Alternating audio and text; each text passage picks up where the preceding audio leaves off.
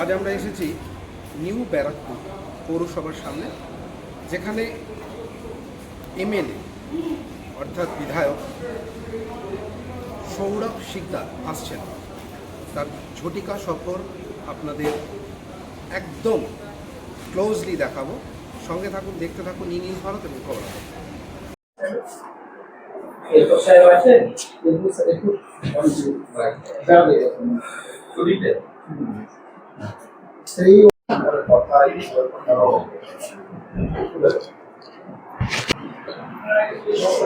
এই মুহূর্তে আমরা রয়েছি নিউ ব্যারাকপুর পৌরসভার ভেতরে, যেখানে বিধায়ক সাহেব এসছেন এবং আমাদের এই পৌরসভার যিনি চেয়ারম্যান তিনি এসছেন। তাদের সাথে একটা বার্তালাপ হচ্ছে।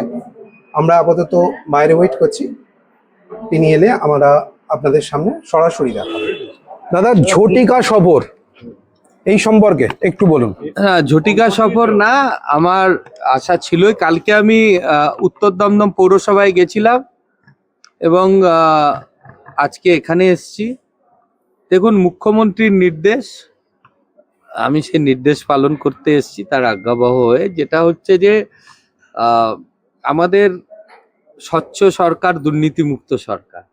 সুতরাং সমস্ত পুরসভাতে খতিয়ে দেখা হচ্ছে যে পুরো এলাকায় ইল্লিগাল কনস্ট্রাকশন কোথায় কি হয়েছে। পুলিশের কাছেও এই ব্যাপারে নির্দেশ গেছে, ফায়ার ব্রিগেডের কাছেও গেছে এবং এখানে আমি অফিসিয়ালদের বলেছি একটা কমিটি বানিয়ে এটার একটা তদন্ত করতে।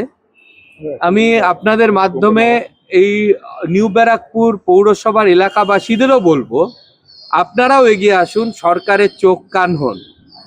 আপনাদের নজরেও যেখানে, যে বাড়িতে, যে বিল্ডিংয়ে যেখানে ইল্লিগাল কনস্ট্রাকশন হয়েছে সেটা পুরসভাকে সূচিত করুন, ইও সাহেবকে লিখিতভাবে জানাবেন, একটা কপি আমাকেও দিয়ে দেবেন। দ্বিতীয় নম্বর হচ্ছে, যেটা মুখ্যমন্ত্রী অত্যন্ত উদ্বিগ্ন, সেটা হচ্ছে জলাজমি ভরাট নিয়ে। সুতরাং যা জলাজমি ভরাট করে বাড়ি হয়েছে বা কোনো কনস্ট্রাকশন হয়েছে সেটারও পূর্ণাঙ্গ তদন্ত করা হবে এবং সেটা করে যে আইন রয়েছে সেই আইন মোতাবেক কেউ যদি জলাজমি ভরাট করেন তাহলে তাকে ততটা জলাজমি তৈরি করে দিতে হয় পরিবেশ রক্ষার জন্য। এটা না করলে এটা কিন্তু পানিশেবল অফেন্স।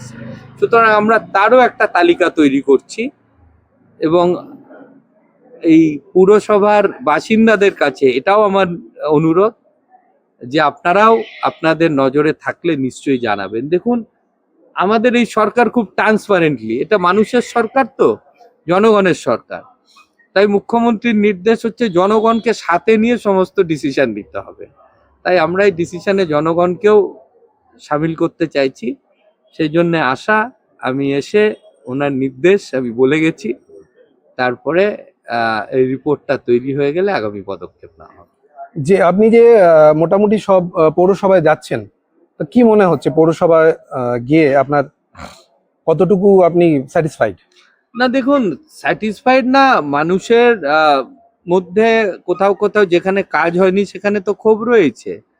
জল জমা একটা বড় সমস্যা। খালি তদন্তই নয়, এইখানকার কি কি প্রজেক্ট পেন্ডিং আছে, অর্থাৎ আপনি জানেন অনেক পৌরসভায় পশ্চিমবঙ্গে যা ফান্ড এসছিল তার ইউসি যায়নি ডিপার্টমেন্টে। তো এখন যেটা কমপ্লিট করার পরে তার সার্টিফিকেশন বা তার ইত্যাদিগুলো হয়ে গেলে ফার্দার ফান্ডের জন্যে, অন্তত আমার বিধানসভার জন্যে আমি সেটা ফলো আপ করাটা আমার দায়িত্ব। আমি মাননীয় মন্ত্রী অগ্নিমিত্রাদিকেও আজকে আমি বলেছি এবং উনি সর্বতভাবে বলেছেন যে পুরসভার জন্যে, উন্নয়নের জন্য ফান্ডটা কোনো বাধা হবে না। আমাদের এই উত্তর দমদমে জল জমা একটা বড় সমস্যা, সেটা নিয়েও কিছু আলোচনা করেছি আধিকারিকদের সাথে, যেটা স্থায়ী সমস্যার কিভাবে সমাধান করতে হয়। এই যে নর্দমাগুলো দেখছেন, এগুলো পুরোটা ঢাকার জন্য একটা মাস্টার প্ল্যান করা হয়েছে। কারণ নর্দমা যতক্ষণ ঢাকা না হবে মশা মাছির উপদ্রব কমবে না। এবং আশ্চর্য লাগে যে 15 বছর একটা সরকার ক্ষমতায় থাকার পরেও এই বেসিক জিনিসগুলো দেখেনি যে একটা সভ্য শহরে খোলা নর্দমা থাকে না। না পুরসভার প্রতিনিধিরা দেখেছেন না রাজ্য সরকার দেখেছেন।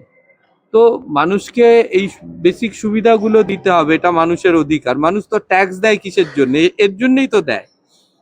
তো যেটা হয়নি সেটা আর চলবে না। নতুন ভাবে নতুন সরকার কাজ করবে। আমাদের মুখ্যমন্ত্রী ডু ইট নাওতে বিশ্বাসী, উনি কোনো কাজ পেন্ডিং ফেলে রাখেন না, এবং সমস্ত বিধায়কদেরও এই নির্দেশই দেওয়া আছে যাতে যেটা করার সাথে সাথে করতে হবে। সামনের যে বর্ষা, তাহলে এই যে জল জমার বিষয়টি কি এই বর্ষা থেকেই এই বর্ষাতে আমি পুরো চেষ্টা করব, কিন্তু সময় খুব কম, তাই হয়তো এই বর্ষাতে আমি পুরোটা পেরে উঠতে পারবো না, যেটা বাস্তব পরিস্থিতি। কিন্তু এইটা আমি কথা দিচ্ছি, পরের বারের বর্ষা থেকে লোককে আর জল যন্ত্রণা ভোগ করতে হবে না।